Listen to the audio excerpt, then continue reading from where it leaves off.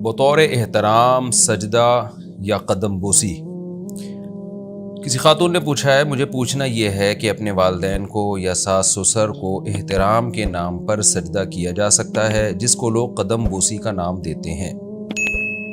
دیکھیں، سجدہ کرنا تو بالکل حرام ہے، کسی مخلوق کو سجدہ نہیں کیا جا سکتا۔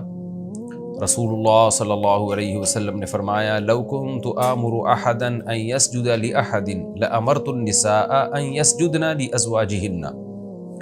اگر میں کسی کو حکم دیتا کہ وہ سجدہ کرے تو عورت کو حکم دیتا کہ اپنے شوہر کو سجدہ کرے، لیکن اللہ کے سوا کسی کے لیے سجدہ حلال نہیں ہے۔ باقی قدم بوسی جو ہوتی ہے وہ سجدہ نہیں ہوتا، کسی کے قدم چھونا یا قدم پہ پیار کرنا، یہ جو جھکا جا رہا ہے یہ سجدے کے لیے نہیں جھکا جا رہا، بلکہ قدموں کو ہاتھ لگانے کے لیے جھکا جا رہا ہے۔ اس کی مثال ایسے جیسے کسی کے سامنے آپ کی کوئی چیز گر گئی، اب آپ جھک کے اٹھا رہے ہیں تو کوئی یہ کہے کہ سامنے کسی کے سامنے جھک کیوں رہے ہو؟ بھائی ہم کسی کے سامنے جھک تھوڑی رہے ہیں، ہم تو اپنی چیز اٹھانے کے لیے جھکیں۔ تو ایسے ہی پاؤں کو چھونے کے لیے یا پاؤں پہ بوسہ لینے کے لیے جھکا جاتا ہے، وہ جھکا سجدے والا جھکنا نہیں ہوتا۔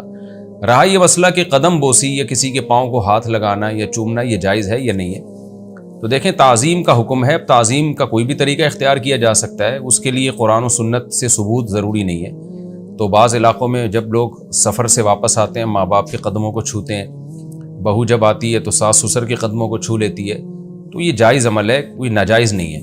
لیکن اس کا معمول بنا لینا اور اس میں بہت زیادہ غلو کرنا، کوئی اگر پاؤں کو ہاتھ نہ لگائے تو اس کو برا سمجھنا، یہ پھر ناجائز ہو جائے گا۔